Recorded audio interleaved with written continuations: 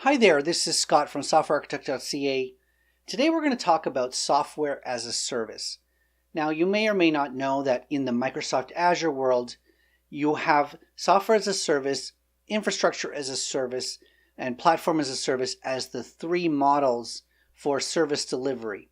Now, software as a service is sort of the lowest maintenance, the least amount of ongoing effort required on your part to maintain the solution going. So let's use Microsoft Hotmail as an example of software as a service. You sign up for your Hotmail account, you get an email address, and then you tell people that, and your email just shows up. You don't have to worry about how that service operates. You have to worry about servers, performance. If you can trust that your email is going to show up, that Microsoft or whatever company provides your email service is smart enough and has the people on staff to ensure the technical bits are sound, and if there's something wrong, they'll investigate and fix that because that's sort of the core of their offering. So software as a service really is sort of like all you get is an account. You get to configure some settings. You can personalize it. Do you want your client to be red or to be blue? Do you want to have a calendar or you don't want to have a calendar? And you get all these sort of options, but that's pretty much it. You cannot change the way that it works if the company doesn't give you access through the configuration menu to change that, right? So software as a service is sort of that low maintenance, hassle-free way of interacting with software. I'll give you an analogy. So you want to go somewhere, using the bus or the subway is transportation as a service. Right, you pay your $2 or $3 to the bus company. They have a predefined route. You can't tell the bus driver, hey, I want you to turn left up here. Well, maybe in some cities you can, but in most major cities they have a predefined route, and it'll get you from kind of where you are to kind of where you want to be. It's not exactly perfect. You have to share with other people. In the case of software as a service, you're not even aware of the other people, but there are other people that use Hotmail, other people that use Facebook, other people that are around using the same servers, using the same software. So you don't have that concept of it being yours, and you're not responsible for anything that goes wrong generally. You can call the company for support, and hopefully they will. If emails are not arriving in your Hotmail, they'll fix those. The bus company is responsible if the bus isn't operating to replace the bus and to get you to your destination, right? So I like that software as a service analogy where the bus is it may be the slowest, but it's also the cheapest and the lowest maintenance to get there. Now, going down, you've got your platform as a service within Azure, where you are responsible for some of the code. So if something goes wrong, you have to make sure, first of all, that you don't have a bug in your code. Microsoft's not going to take responsibility for application and data level issues, but they're going to take care of everything below your application. You don't have to think about operating systems, upgrades, servers, performance. They'll promise you, a certain amount of CPU, a certain amount of storage, a certain amount of RAM.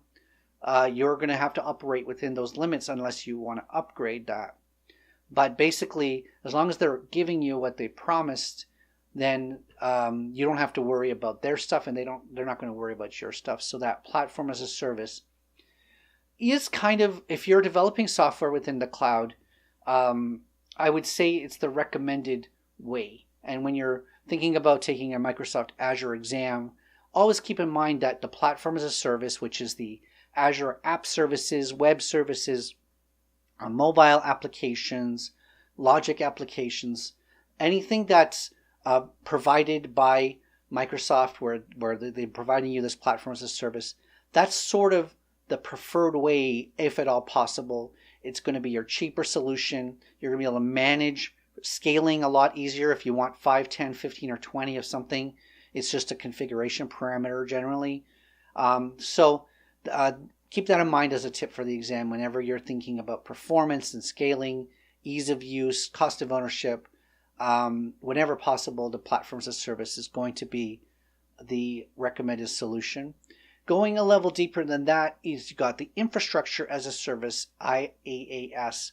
That is the virtual machine level. That is as if you had access to the computer, and you can install whatever operating system you wish that Microsoft Azure supports, and whatever software that you want in there. So you have full reign to that computer. They provide you a computer, and if you need to install multiple applications, if you need to have services running, you need to have whatever, these things are done. You have full control.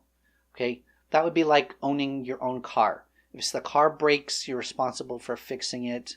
Okay, so things like that. So it's the kind of infrastructure where now the Microsoft or the government in this case is responsible for the roads, and so they're going to promise you the roads are clear and the roads are open and you have access to the internet, but you're responsible for your own car, right? That kind of thing. But you can have any kind of car you want that's road legal, etc. So this transportation analogy is pretty cool, I think. Now, as far as the platform as a service goes, what would be a good analogy? I'm thinking like Uber or a taxi, where you can it can take you wherever you want to go, and you do have options.